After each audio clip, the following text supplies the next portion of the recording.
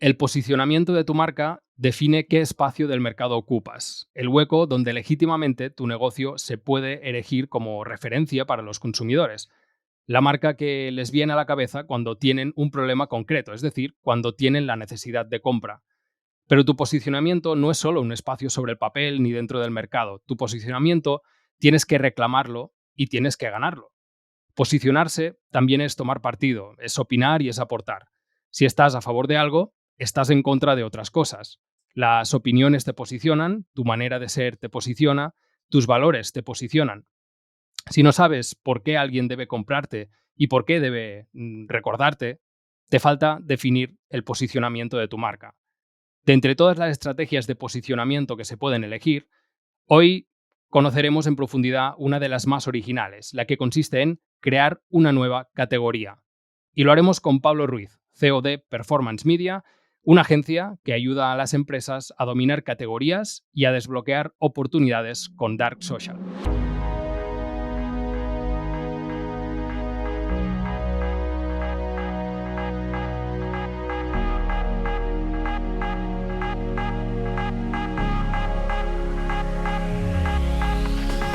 Dedicaremos los siguientes 3 episodios a hablar sobre posicionamiento de marca, en los que tendremos en primer lugar a un profesional, donde hablaremos pues, de una estrategia muy concreta que es cómo posicionarse creando una categoría. Luego también hablaremos con una marca de un sector muy competido y por lo tanto veremos cómo se posicionan y cómo se han hecho su hueco allí.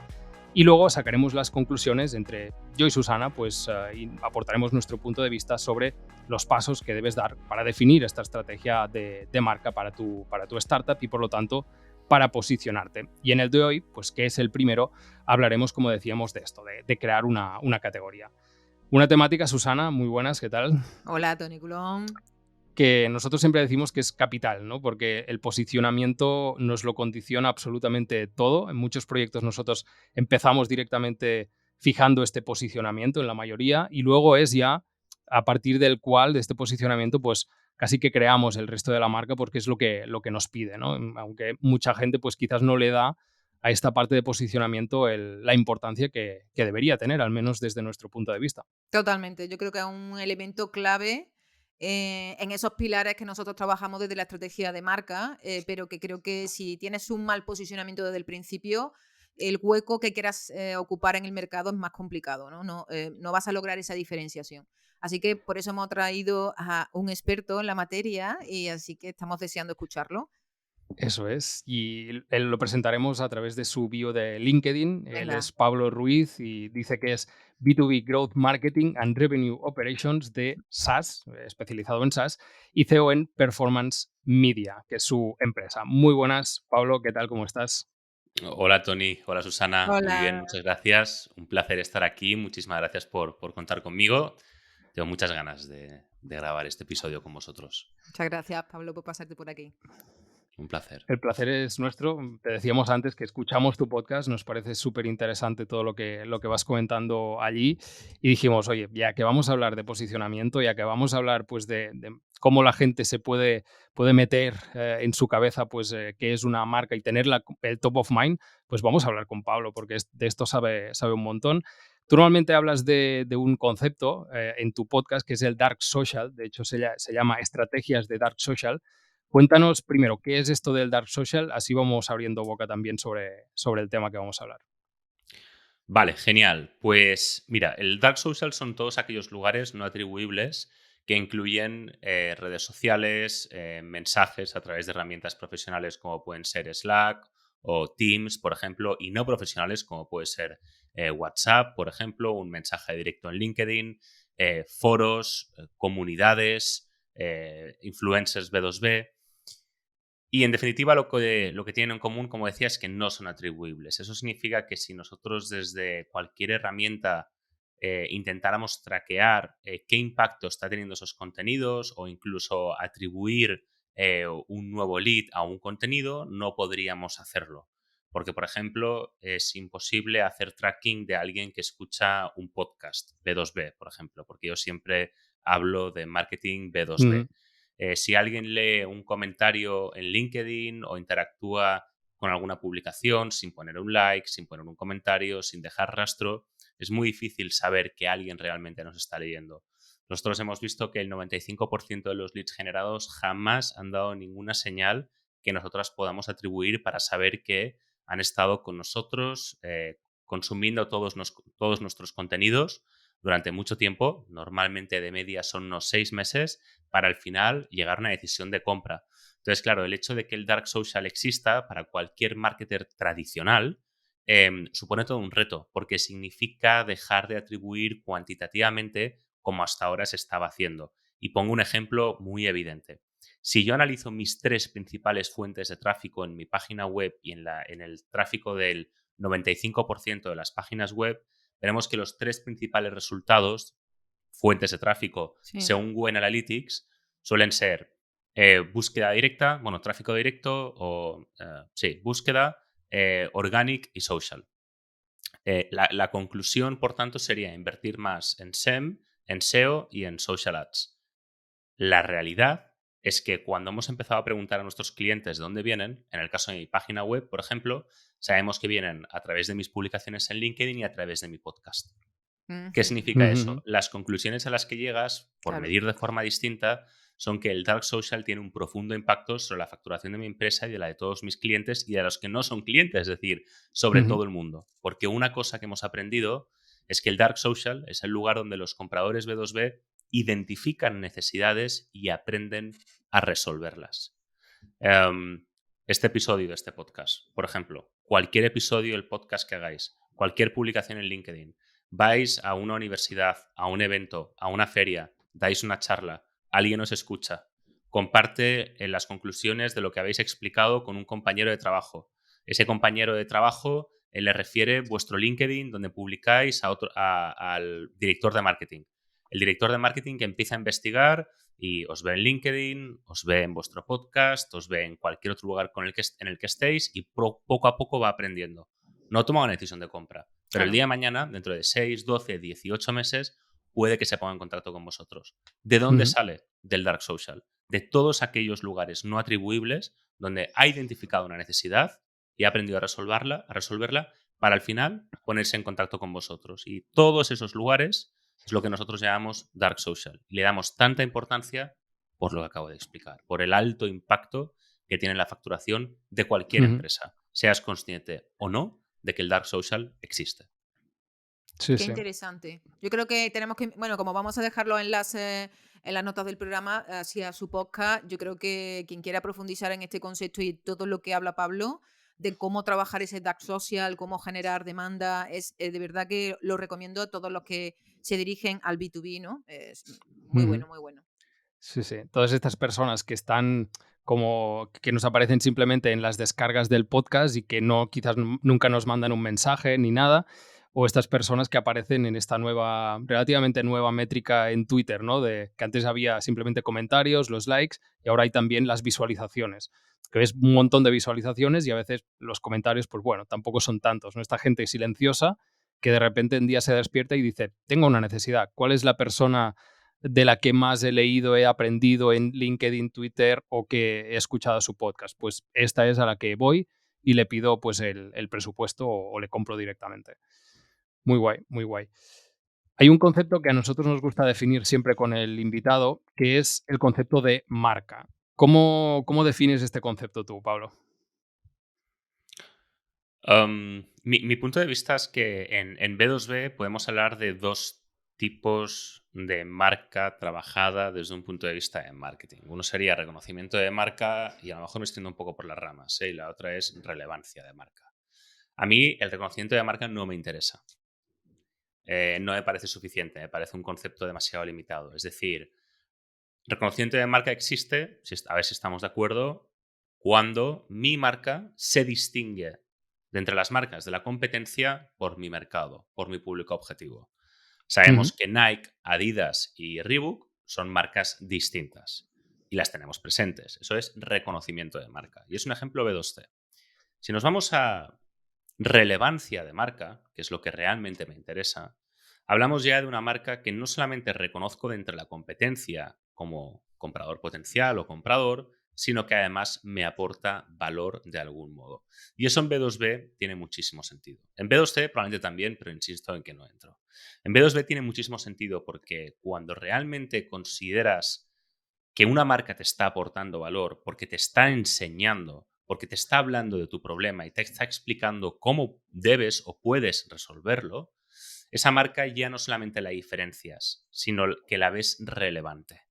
Se Ujú. diferencia de la competencia porque, como habéis adelantado, explicaremos luego, crea una categoría con un punto de vista único sobre cómo resolver tu problema. Entonces ya estoy viendo una marca que me aporta cosas, me aporta valor.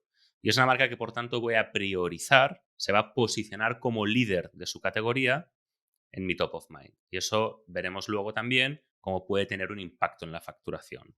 Entonces, si me preguntas cómo defino una marca, para mí una marca es aquella la cual debe conseguir generar valor a su público objetivo. Y eso no solamente se trata de un logo ni de una cara visible, se trata de haber creado una categoría. Para mí una marca debe estar asociada a una categoría.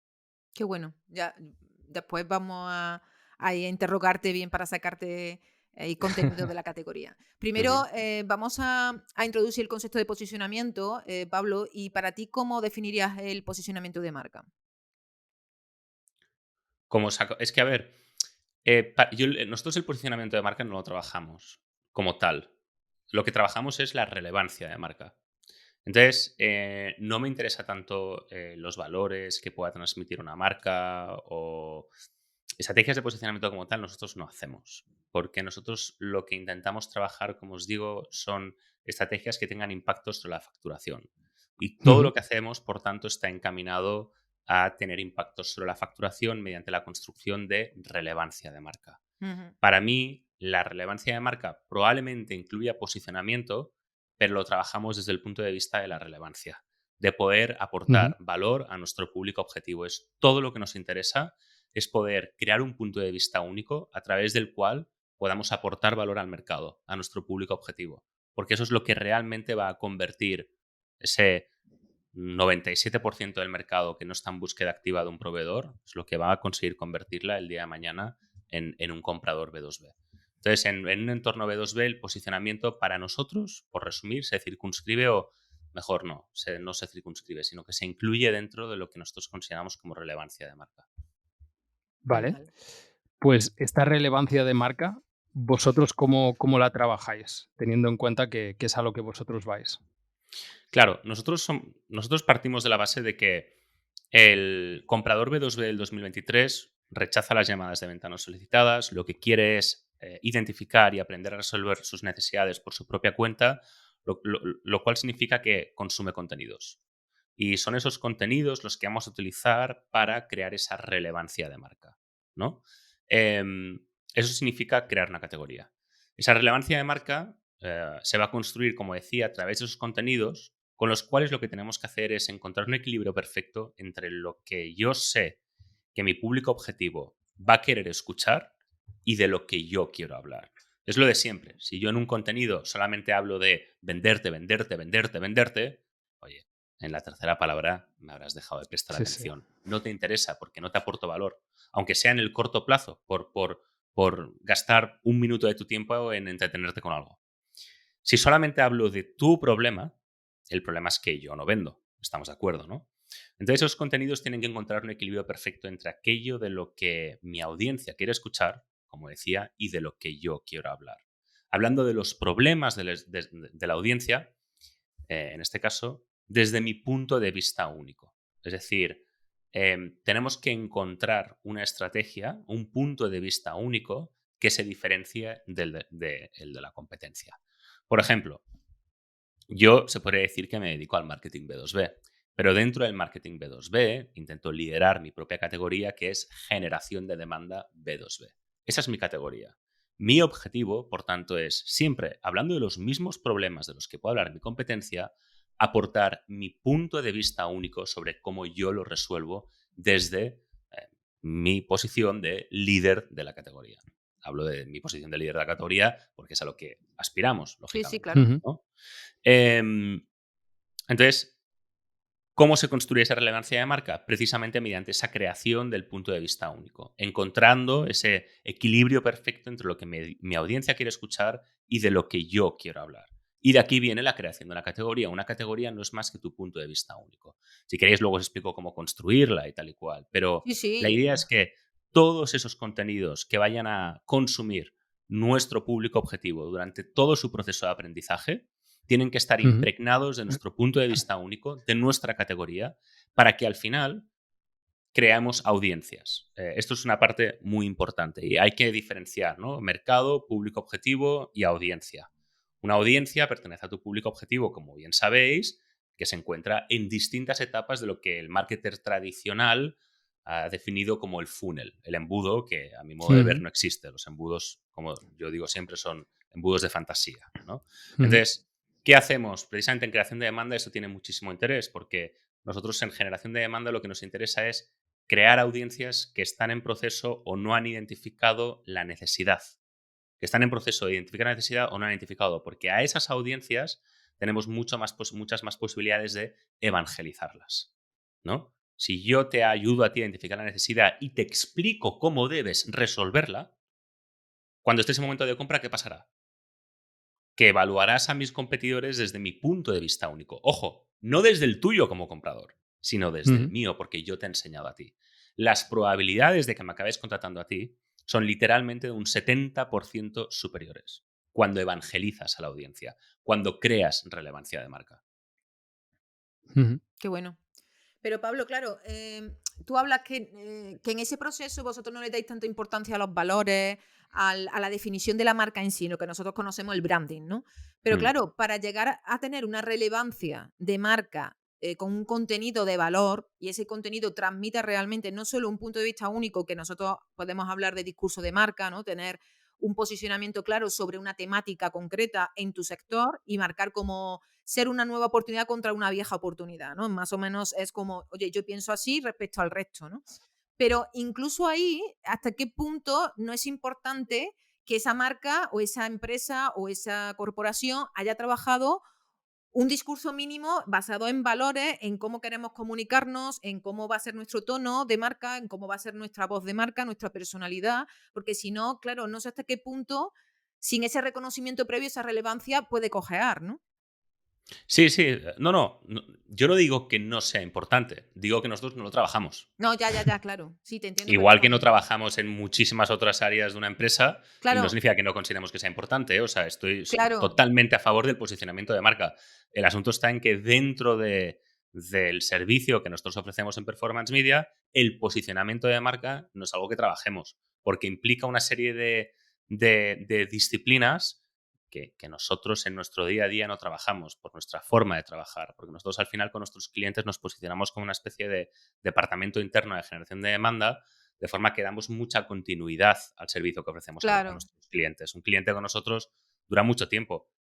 El posicionamiento de marca, y corrígeme si me equivoco, es algo que se revisa en una empresa cada X años, una vez se hace y se deja un manual de identidad, un manual de identidad verbal, ¿no? Pero se hace sí, una vez. Claro, para mi empresa eso no tiene sentido ofrecerlo porque lo haríamos una vez con un cliente y tendríamos especialistas en ello una vez y luego ese servicio no podría darse con continuidad. Entonces el cliente a lo mejor ni siquiera percibiría el valor de lo que hacemos ni seríamos tan buenos como lo somos en generación de demanda porque no es nuestro campo, no es a lo que nos dedicaríamos.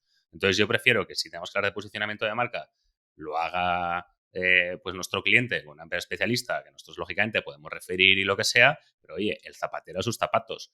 Aquí de lo que totalmente. estamos hablando es de cómo implementar estrategias adaptadas a cómo el comprador B2B del 2023 toma decisiones de forma que podamos impactar en la facturación de la empresa de la forma más rentable posible, que es a lo que nos Ujú. dedicamos. Claro. Posicionamiento, fundamental. Ahora, a lo que nosotros nos Sí, dedicamos sí, sí, te es a entiendo. impactar en la facturación de la empresa. Porque en vuestro caso, los clientes que no han trabajado este posicionamiento previo, Pablo, ¿habéis trabajado directamente la relevancia sin, es decir, alguien que te diga, mira, sí, tenemos nuestra imagen que hace 1000 años que no hemos revisado, o estas son nuestra identidad de marca, Sí. pero bueno, tampoco le hacemos mucho caso? No sé hasta qué punto vosotros realmente viene el cliente, venga, trabajamos esta relevancia de marca, empezamos a trabajar ya lo que es la parte más táctica, Ujú. y nos olvidamos de esto, o realmente tú dices, oye, aquí si no está trabajado, no sé hasta qué punto esto va a funcionar posteriormente, que no lo sé si hay una unión o vosotros intentáis recomendar al cliente que trabaje esto, ¿no? Sí que nos hemos encontrado en la situación de trabajar con algún cliente que efectivamente no revisaba el posicionamiento de marcas hacía tiempo o sencillamente no era el correcto. Y dificulta nuestro trabajo porque al final nosotros trabajamos mucho con social ads, pues, por ejemplo, en LinkedIn Ads, en Meta Ads, en Google Ads también.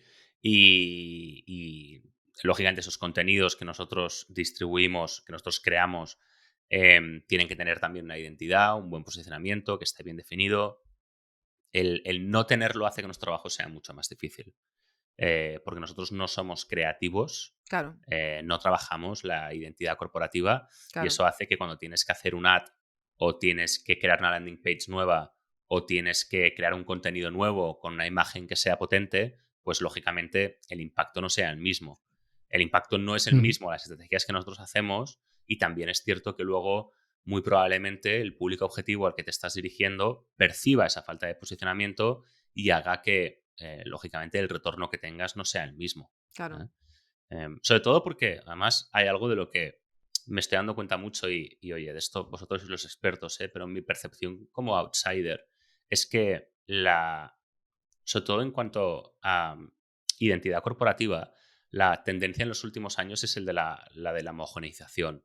Lo que hemos visto es que durante, pues, ¿qué? 2010, 2020, las marcas eran muy creativas, eran muy dinámicas, y desde el 2020 probablemente, ostras, todo se está estandarizando muchísimo a nivel de identidad visual, ¿no? Eso hace que, a mi modo de ver, para muchas marcas, sobre todo jóvenes o que se están reciclando o lo que sea, llegar a ciertos estándares de calidad hoy en día no es tan caro.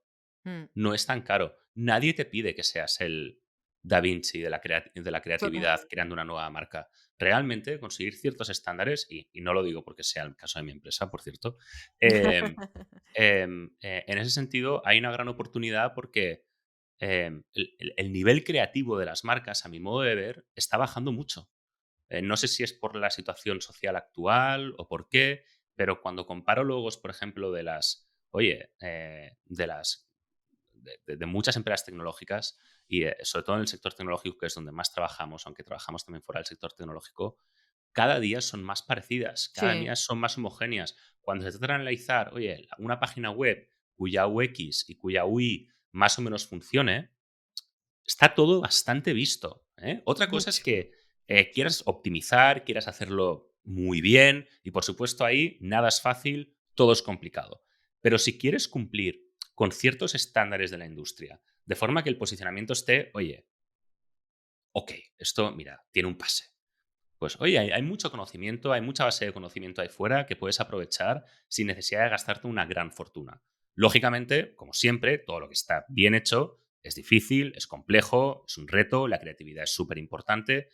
Lo que quiero decir es que a veces me he encontrado con situaciones de decir, oye, que es que a esto le dedicas, o sea, un par de personas, un tiempo, le ponen un poco de amor y se puede hacer muy bien. No es como hace 20 años o 15 años donde, bueno, pues suponía un reto importante, ¿no? Mm. Entonces, bueno, Ujú. este último comentario es como una especie de queja a aquellas empresas que no lo están trabajando con unos estándares mínimos de calidad porque a todos los demás luego nos hace el trabajo muy complicado. Claro, Y te lo totalmente, totalmente. agradecemos, que esa Sí. es nuestra lucha. Si alguien quiere lo que comenta Pablo, hablemos. Sí, hablemos. Sí. Oye, Pablo, queríamos hablar ya, enfocar más a esta parte de categoría y te queríamos preguntar por si realmente todas las marcas pueden acabar creando una categoría, todas deben crear una categoría, ¿hay las condiciones necesarias como para poder hacer esto o deben cumplir unos mínimos? Si todas las empresas deben crear una categoría. Ahí está. em, para mí hay dos tipos de ventajas competitivas, hablando de business strategy, que puedes crear una empresa. Ventaja competitiva por precio y ventaja competitiva por margen. Cuando intentas clasificar cualquier tipo de ventaja competitiva, al final es o por precio o margen. Ya está. O sea, no hay más. Marcas como Ferrari, Dior, Grupo Louis Vuitton, todo es ventaja competitiva por margen. Cuando hablamos de Ujú. otras marcas como H&M, y cualquier otra que que ahora no voy a poner a pensar, pero todos sabemos cuáles son, que compitan por precios, es una ventaja competitiva, pues eso, por coste, ¿no? Mm, El que gana es el que puede asumir un menor coste para poder aguantar y para poder ofrecer el menor precio. Con la ventaja competitiva por margen, ¿quién puede cobrar mayor margen? El que tiene una marca más fuerte. ¿Vale? Nosotros normalmente con los clientes que trabajamos apostamos siempre por una ventaja competitiva por margen. Es decir, creamos una marca lo suficientemente potente como para que tu cliente quiera trabajar contigo por la marca, por la relevancia de marca que has conseguido construir, ¿no? Yo estoy seguro de que si en mi empresa em, presento exactamente la misma propuesta a un cliente que otro competidor, pero mi propuesta es más cara, las probabilidades de que me contraten a mí siguen siendo altas. claro. Si mi Ujú, competidor no trabaja la relevancia de marca, por ejemplo. ujú, ¿No? Eso es muy importante. Entonces, la pregunta es, todas las empresas deberían crear una categoría? Yo te diría, em, nosotros estamos especializados en la ventaja competitiva por margen porque es la única situación en la que me siento cómodo. Cuando compites por coste, estamos hablando ya de guerras, de rondas de inversión, de volúmenes estratosféricos, donde solamente queda un ganador de los que hayan, ¿no? La mayoría de empresas suelen jugar a la carta de ventaja competitiva por margen, que es lo que probablemente tenga más viabilidad a largo plazo. Entonces ujú, ahí te diría sí, que es fundamental siempre crear una categoría, porque esa ventaja competitiva por margen se va a apalancar sobre tu marca. En mi caso, sobre la relevancia de marca. Y eso al final va a ser lo que te diferencia de la competencia, va a ser lo que te permita cobrar más que la competencia, va a ser tu ventaja competitiva.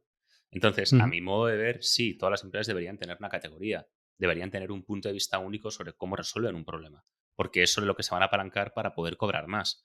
En mi caso, por ejemplo, ¿cuál es uno de los retos que tengo? Pues que yo al final, como hago generación de demanda, y como he creado una categoría, yo ya he identificado otras empresas en España y en Latinoamérica que están empezando a hablar de generación de demanda, captura de demanda. Claro. ¿Por qué no me da miedo que me copien? Porque sé que he construido relevancia de marca y porque sé Ujú, que cada vez que hablan en mis términos, dark social, creación de demanda, captura de demanda, embudos de fantasía, lo que hacen es darme más visibilidad a mí. Claro. Y porque sé que nunca van a poder competir conmigo en precio. Yo siempre voy a poder cobrar más. Y eso es lo que a largo plazo me da mucha más recorrido. ujú. Porque de momento, ahora mismo, si buscas generación de demanda, nosotros estamos liderando. Entonces, tú me preguntas, oye, ¿cualquier empresa debería crear una categoría? A mi modo de ver, en nuestro caso y para el de mis clientes, es la gallina de los huevos de oro. Qué bueno. Me ha encantado la definición porque ahora me has hecho recordar una conversación que tuvimos aquí con Pablo Amade, gran creativo, que al principio le hice exactamente la misma pregunta de qué es una marca, me dio como varias definiciones y como la más técnica, la parte más de quizás de parte de directivos creo que era que la marca es coste más margen. Es decir, lo que a ti te cuesta crear algo, producir algo y el margen que tú eres capaz de generar pues sobre este coste, es decir, este beneficio que tú vas a obtener. Y es prácticamente lo que tú estabas comentando. Y esto, como dices tú, es que solo se puede acabar generando con la creación de una marca y con esta relevancia que comentabas. O sea, me ha encantado. ¿Qué pasos Claro. deberíamos seguir para crear una categoría como vosotros la conocéis? Sí, a mí me interesa mucho. Porque yo es que intento, te viene una empresa, no sé, imagínate, que tiene un software de recursos humanos, ¿no? Y ahora, venga, vamos a crear un punto de vista único sobre el software de recursos humanos. Un mercado tan saturado, ¿no? Cuéntanos, cuéntanos. Precisamente antes os decía, ¿no? Nosotros no somos creativos y porque nuestro proceso hace difícil que seamos creativos. Por lo que os voy a explicar ahora. Em, yo siempre me he imaginado al creativo, em, y corregidme si me equivoco, como una persona que es capaz de Seguramente te coger. vamos a desmontar el. Ah, sí, Perfecto. totalmente. Como una persona que es capaz de coger un lienzo en blanco y de ahí crear, ¿no? Ujú, Y probablemente vosotros tengáis vuestra propia metodología, que no sea tan así. O sea, ujú, entiendo que es todo un reto, que es muy profesional, que es muy difícil. O sea, lo compro, ¿eh? Pero nosotros confiamos mucho en un método muy técnico que deja poco espacio a la creatividad. ujú, ¿Mm? Entonces, ¿qué es lo que hacemos? En primer lugar, bueno, nosotros siempre empezamos pidiendo un listado de todos los clientes, entendiendo qué impacto tienen en la facturación cada uno de ellos, preguntamos segmento, número de empleados, geografías, etcétera. De ahí hacemos un pequeño, breve estudio de mercado para identificar qué segmentos nos interesan más y de ahí sacamos un listado de clientes a los que queremos entrevistar. A esos clientes a los que queremos entrevistar les hacemos un cuestionario, unas entrevistas de normalmente 30 a 40 minutos que atacan unos 70 a 75 puntos diferentes y entre esas preguntas preguntamos de maneras distintas cuáles son sus atributos de compra. Normalmente de aquí buscamos sacar 5 atributos de compra. Y fíjate que cuando estás preguntando los atributos de compra al comprador, estás practicando un ejercicio de ventas súper potente, que es que básicamente le estás preguntando, oye, ¿qué quieres que te cuente para que yo te venda? ¿No? Dicen Claro. que el mejor vendedor es el que sabe escuchar, porque al final, ¿qué es lo que haces? Lo que estás haciendo es, estás preguntando al comprador, oye, dime, ¿qué quieres? ¿Qué quieres? ¿Quieres precio? ¿Quieres que te lo entregue, no sé, en DVD, en MP3, en no sé qué? ¿Quieres que vaya a tu casa y te lo explique? ¿Quieres que te mande? O sea, todo esto al final, ¿qué es lo que hace el buen vendedor? Escuchar. Y al final, cuando es su turno, dice, pues mira, tengo justo lo que estás buscando. Qué casualidad. Lo mismo tenemos que hacer en marketing, porque no olvidemos nunca que efectivamente, como comentabas, Tony, cualquier actividad de marketing está relacionada con el posicionamiento, con generación de demanda, con lo que tú quieras. Al final, de lo que se trata es de que sea capaz de generar nuevos clientes para una empresa. Claro. Aumentar la facturación de los clientes actuales, lo que sea, pero de impactar en la facturación. Entonces nosotros tenemos una parte de vendedor muy importante. Nosotros hacemos, por tanto, esas entrevistas donde preguntamos cuáles son tus atributos de compra, de maneras distintas para que el entrevistado no lo interprete como tal, ¿no? Pero al Ujú. final de ahí sacamos, como adelantaba, 4 o 5 atributos de compra, los comparamos con nuestro cliente y su competencia para ver cada uno cómo lo está atacando y a partir de ahí construimos una categoría. De forma que si el cliente nos dice que valora muchísimo la atención al cliente, nos dice que valora muchísimo la calidad, valora muchísimo la flexibilidad. A partir de ahí nosotros vamos a crear un punto de vista único. También entrevistando a las personas de la propia empresa, pero es un proceso bastante técnico en la que básicamente lo único que hacemos es preguntar al comprador qué es lo que quiere, qué es lo que quiere escuchar, qué es lo que para él es más importante. Lo juntamos Ujú. un poco con lo que nuestro cliente nos cuente, la empresa, y de ahí sacamos una categoría. Eh,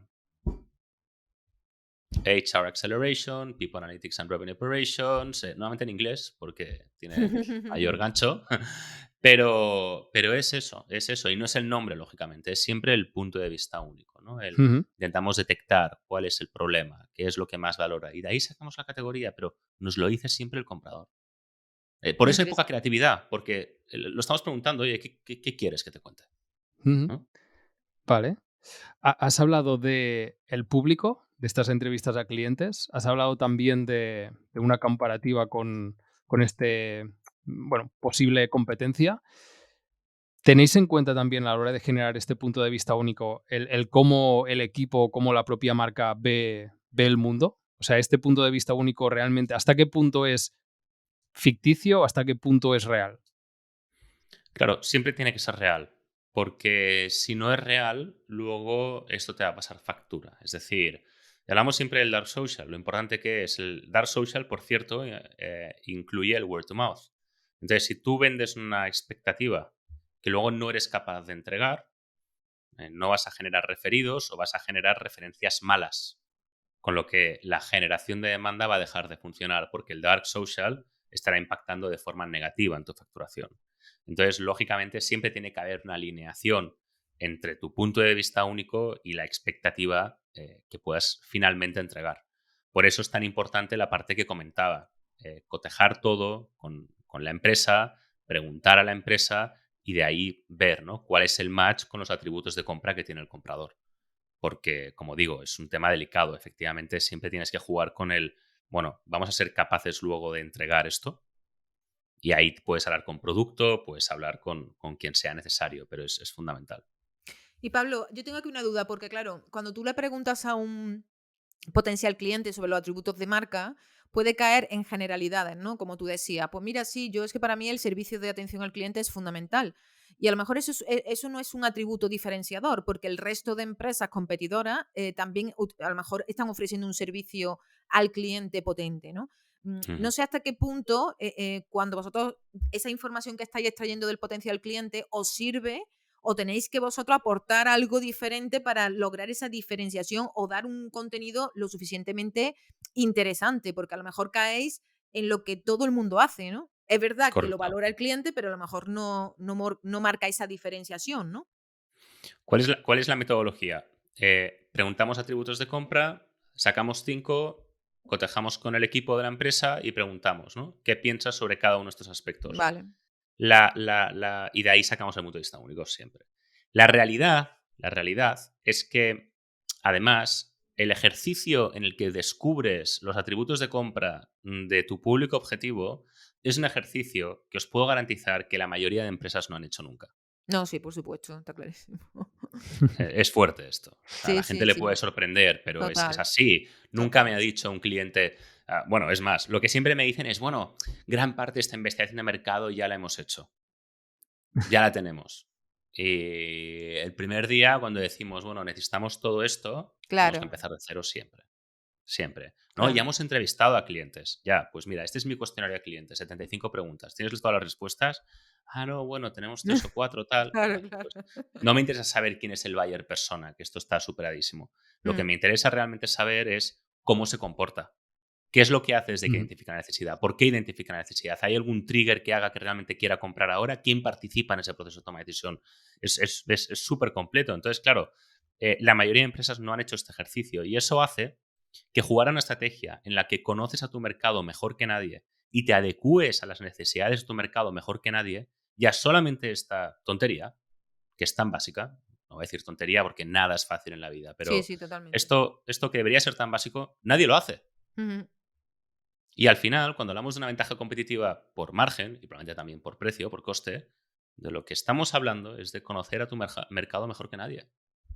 Ujú. Y de esto va Total. este proceso. Por eso nosotros cuando trabajamos con un cliente, sí que es cierto que dedicamos las 3 primeras semanas únicamente a investigación de mercado, con el Claro, compromiso de la quinta semana estar ejecutando, pero ese proceso de investigación de mercado nosotros consideramos que no debe terminar nunca.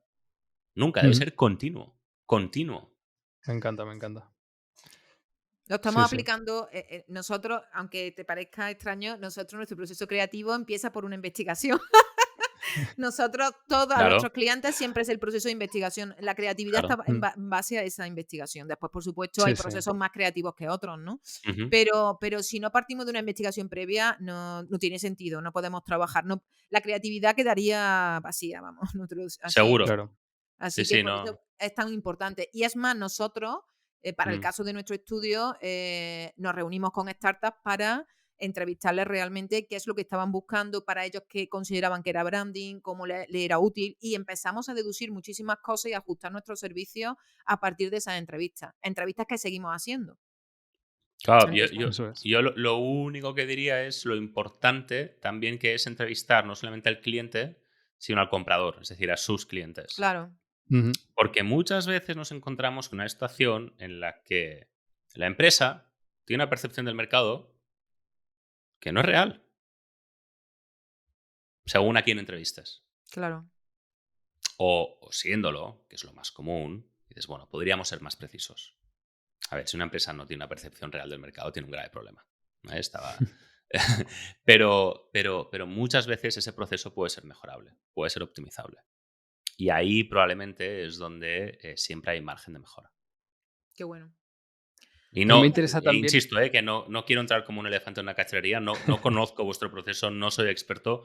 Lo único que digo que es que en lo que a investigación de mercado se refiere, ahí sí puedo decir cosas y lo único que os puedo decir es, oye, ahí siempre hay margen de mejora, Por supuesto, pequeño tip, Siempre, siempre. porque es por algo que se supuesto. Total. trabaja muy poco por las empresas. Total, Totalmente. total. No, no, fantástico. Yo te iba a preguntar por este punto de vista único. Me interesa muchísimo todo lo que puede como provocar tener este punto de vista único. Y te quería preguntar por los entregables. O sea, al final, ¿cómo generas este punto de vista único? Entiendo que es a partir de esta información que hemos recopilado, pero el output, digamos, de este punto de vista único, o sea, para que todas las personas de la empresa tengan este punto de vista único, ¿cómo se hace? O sea, hay unos principios, hay unos mandamientos, hay un documento extenso explicando cuál es este punto de vista único, cuál es el posicionamiento, digamos, a nivel de discurso también. Sí, nosotros no trabajamos con todas las personas de la empresa, trabajamos siempre con una cara visible. Nosotros partimos de la base de que las personas interactúan mejor con otras personas y cuando vinculamos una cara visible a una marca, conseguimos que el alcance sea mucho mayor. Por ejemplo, en el caso de LinkedIn, os pongo un ejemplo, ¿eh? El algoritmo penaliza mucho a los perfiles de empresa y comparado con un perfil de una persona real, el perfil de una persona real tiene 16 veces más alcance que el de una empresa. Y Ujú. creo que esto no es baladí. No lo hace LinkedIn porque haya decidido hacerlo así por un motivo totalmente discrecional, sino que en el algoritmo de LinkedIn lo que siempre intenta, igual que cualquier otro algoritmo, es intentar entender qué es lo que más nos interesa. Y al final lo que pasa es que somos humanos e interactuamos mejor con humanos. Y Claro. cuando una empresa nos habla como ente, ese mensaje no cala igual que cuando lo hace una persona. Por eso nosotros lo que hacemos siempre es designamos vamos a decir, punta de lanza a nivel de marca, es decir, una cara visible que podamos asociar a esa marca para poder crear ese punto de vista único. Sí que Ujú. es cierto, y todo lo dicho es sin perjuicio, de que efectivamente el resto de empleados clave de la marca puedan crear su propia estrategia de contenidos que ayude a fortalecer ese punto de vista único. Porque sabemos que el 60% de los compradores B2B, cuando están a punto de tomar una decisión de compra, no, a ver si lo defino bien, cuando están en el momento de compra, ya han recibido la propuesta, etcétera, están en un momento muy avanzado, visitan el perfil de los empleados en LinkedIn, se van a los empleados Claro. clave, toda la información que puedan encontrar, lógicamente va a ayudar a reforzar esa decisión de compra. Claro. Pero nosotros Ujú. normalmente solemos trabajar con una cara visible, porque es donde vamos a ser más, iba a decir creativos, fijaros que no es el caso, ¿eh? Es donde, es Ya, donde, ya vas viniendo, ya. no, Está no, es pasando donde el lado podemos, oscuro.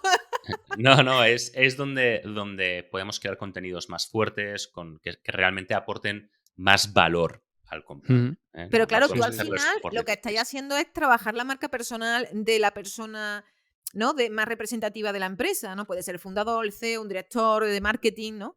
Al final estáis Bueno, trabajando su marca personal, ¿no? pero es que, claro, no es la marca personal de esa empresa, es la categoría. Es Ya, la categoría de la marca que distribuimos a través de esta persona. vale. Cualquiera pase por ahí verá una marca personal, pero es mucho más, porque luego Hombre, hacemos claro. Google Search, luego hacemos Google Display para no sé qué, luego promocionamos todo por LinkedIn Ads o por Meta, hacemos investigación, intentamos entender, bueno, pues básicamente cómo se comporta el comprador B2B para todos los contenidos, hacérselos llegar, esté donde esté. A lo mejor si detectamos que el comprador está buscando información por Reddit, nos metemos en Reddit, creamos conversaciones, bastante más complejo, ¿no? Bastante más holístico, quería Sí, sí, decir. sí, sí. Súper Pero, interesante. pero sí, entonces, fijaros un gran ejemplo. ¿Cuál es el gran ejemplo de marca personal que hay en el mundo? Elon Musk. Mm, Elon Musk lo que hace, como todo en la vida, a ver, una persona que maneja tantas empresas como él, que duerme tan pocas horas, que está tan involucrado, ¿por qué va a perder tanto tiempo en Twitter todos los días? En dar Ujú. entrevistas, en publicar vídeos. No lo hace porque sí. Lo hace porque sabe que sus contenidos tienen un impacto en la facturación de todas sus empresas. claro. Por eso SpaceX es tan activo en Twitter. A ver, ya saben que SpaceX publicando un vídeo no va a hacer que ninguno de nosotros tres les contratemos para llevar un satélite ¿no? a la atmósfera de la Tierra. O sea, Ujú. pero saben que eso ayuda a construir relevancia de marca. Crea Relevancia. una categoría Claro. a todos los niveles. Elon Musk lo Sí, sí, sabe. sí. Pero hay muchísimos otros ejemplos. Richard Branson, si queréis. ¿A quién tenemos aquí en España? Que hay uno, por ejemplo, en España que también acaba de empezar, también un millonario, que ha salido de repente de la nada, que no se le conocía, y ha empezado con su canal de YouTube. Y ha empezado a dar entrevistas. ¿Por qué se hace todo esto? Para ganar relevancia. Mediante los contenidos, empezar a ganar relevancia. ¿El que entrevistó Évole? ¿Es el de la empresa de electricidad? Sí, que creo que tiene sí, creo que sí, ¿no? Como uno moreno así. Sí, es que lo he visto ahora en TikTok, digo, sí que está poniéndose las Sí. pilas, sí. Sí, sí. Entonces son cosas que parecen tonterías, pero tienen mucho valor. Y ojo, nosotros trabajamos estrategias en las que no hay cara visible, en las que no se hacen ese tipo de contenidos, porque siempre va a depender de cómo el comprador toma decisiones. Muchas veces nos dicen, bueno, ¿y esto cómo lo vamos a hacer en LinkedIn? Yo Claro, siempre digo, bueno, estaremos en LinkedIn en el caso de que haya que estar en LinkedIn. Pero hay muchos compradores que no están en LinkedIn. Por ejemplo, farmacéuticos y profesores. No están. claro. Sí, sí, sí. Periodistas. Te tienes que ir a Twitter, por ejemplo. Profesores, igual, te tienes que ir a Twitter. ¿No? Dicen, no, hay que estar en YouTube. Hay que estar en YouTube. Depende. Depende, claro, Claro. depende de cada caso. ¿Hay que estar en LinkedIn? Depende. ¿Hay que hacer un podcast? Depende. Muchos que dicen, vamos a hacer un podcast. Bueno, a ver si alguien te escucha. Claro. ¿Cómo Ujú. lo vas a distribuir? Tienes que distribuir todos tus contenidos en todas las plataformas. No es lo mismo promocionar un contenido en una plataforma que luego se consuma un contenido en otra plataforma. Hay que crear audiencias con tu público para saber dónde tienes que hacer qué. Y Ujú. ahí, pues, la cara visible irá interactuando de una forma u otra. Y Pablo, ¿vosotros formáis a esa persona que va a representar a la empresa para transmitir ese punto de vista único? Para que él haga ese contenido, vosotros montáis toda la estrategia y además le gestionáis esa estrategia, ¿no? Em, Nosotros, efectivamente, a ver, a esa cara visible la utilizamos no solamente para, por ejemplo, distribuir contenidos en LinkedIn, por ejemplo, sino también, lógicamente, para que sea cara visible a todos los efectos. Vamos a intentar que hayan entrevistas, que puedas ir a un congreso, a una feria o lo que sea, dar una charla. Entonces, siempre vamos a intentar que sea una persona con buenas dotes comunicativas. Mm, Normalmente un CEO encaja en ese perfil. Al final, un CEO que tiene que ser es un líder, y un líder, para poder liderar, debe saber comunicar. Entonces, en este sentido, nunca nos hemos encontrado ningún problema. ¿Les formamos? Como he dicho, normalmente vienen formados de casa, ya saben lo que hay que hacer. Y sobre el punto de vista único, esto es una pregunta muy interesante. Claro, nosotros podemos generar las directrices del punto de vista único, pero quien tiene el conocimiento siempre es la empresa. Y esto es muy importante. Con el auge del SEO en los años 90, 2000 y 2010, con el auge del SEO muchas empresas vieron el valor que podía tener eventualmente estar posicionado en Google y empezaron a externalizar la producción de contenidos para un blog a otras agencias que eran especialistas en entender el algoritmo de Google. ¿Cuál fue el problema ahí? ¿Cuál fue el reto? Que la mayoría de contenidos estaban enfocados a entender el algoritmo de Google para que Google te posicionara. No estaban orientados en lo que el comprador quiere escuchar y de lo que tú quieres hablar.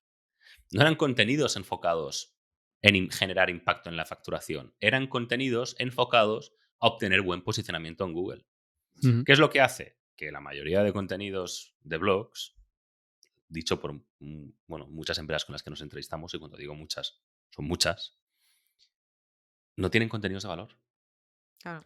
¿Cómo nosotros hemos resuelto este problema? Porque nosotros confiamos no solamente en la cantidad de contenidos, sino en la calidad. Digo en la cantidad porque al final tus contenidos tienen que ser capaces de enganchar a tu público. Es decir, imaginaros que nuestro cliente ahora mismo es una empresa de ingeniería que construye puentes. Y lo que quieren es que otros ingenieros especialistas en puentes y caminos les contraten.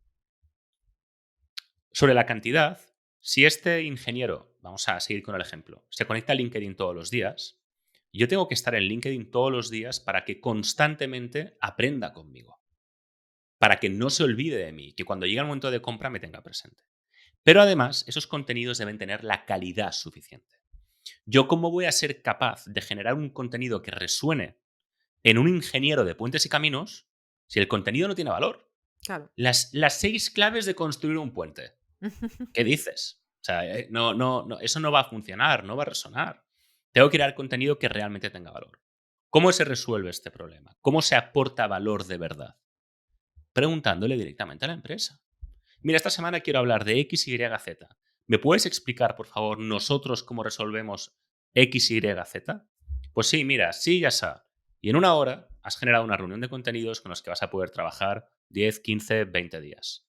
Entonces, al final, ese punto de vista único, esa información de valor que realmente tiene calidad, te la aporta el cliente. Qué bueno. Y esa es la ventaja competitiva del cliente, de forma que esa ventaja siempre debe estar en casa. Porque ese Claro. conocimiento es lo que te va a diferenciar de tu competencia, es lo que te va a dar viabilidad a largo plazo, es lo que te va a dar recorrido. Entonces nosotros siempre somos partidarios de no externalizar esa parte de la creación de contenidos, esa parte del valor de tu empresa. Claro. Ujú. Qué bueno. Qué bueno. Pues te vamos a hacer la última, Pablo. Hemos hablado de este concepto de Dark Social bastante y hemos hablado de que hay cosas que, bueno, a veces no se pueden del todo trazar, pero seguro que tenéis alguna métrica o algún resultado en el que os fijáis para medir el impacto del branding. En vuestro negocio, ¿cómo lo hacéis? ¿Cuáles serían estas métricas que a vosotros os dan como más confianza?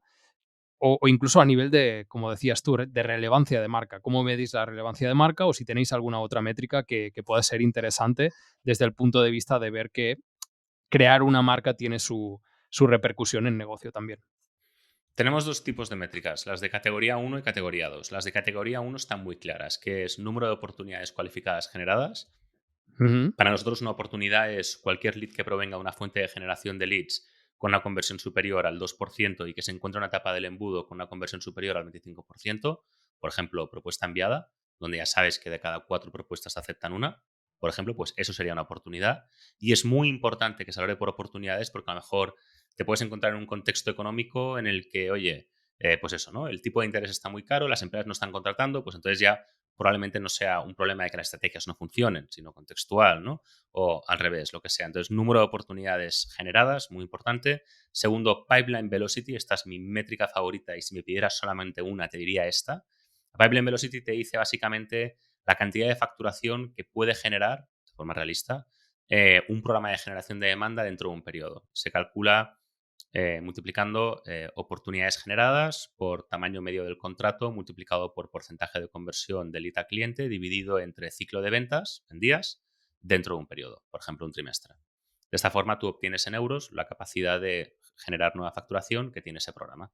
Puedes generar muchos programas, ¿no? Pues LinkedIn, podcast, en vuestro caso, YouTube, que también creo que hacéis, ¿no? Pues todo eso son programas de generación de demanda.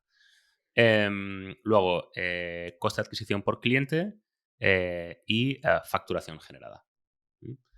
Y luego tenemos métricas de categoría 2 que pueden depender mucho de cada caso. Por ejemplo, una métrica de categoría 2 podría ser coste por clic, coste por lead, CPM, CTR, aumento del tráfico directo, aumento de las búsquedas de nuestras palabras clave con alta intención de compra en Google, incluso aumento de la búsqueda por hashtags de la categoría o de otras palabras clave que denoten alta intención de compra o que pertenezcan dentro del universo de la categoría, como en mi caso puede ser embudo de fantasía, dark social, comprador B2B del 2023. Pues todo eso son métricas de tier 2 porque al final no tienen un impacto directo sobre la facturación como sí las tienen las de categoría 1 y que por tanto son las que realmente me interesan. Qué bueno. Fantástico, fantástico. Nos has dado aquí unas cuantas en las que pensar y la verdad es que ha estado súper bien.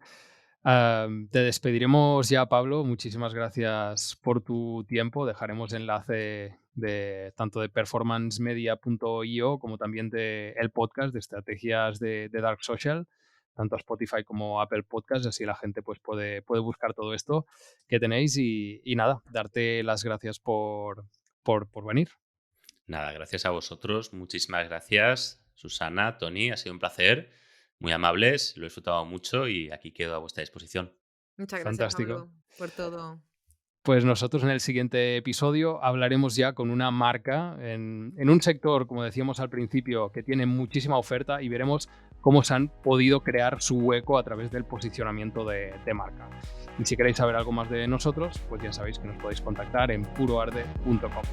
Muchísimas gracias por escucharnos, un abrazo y hasta pronto.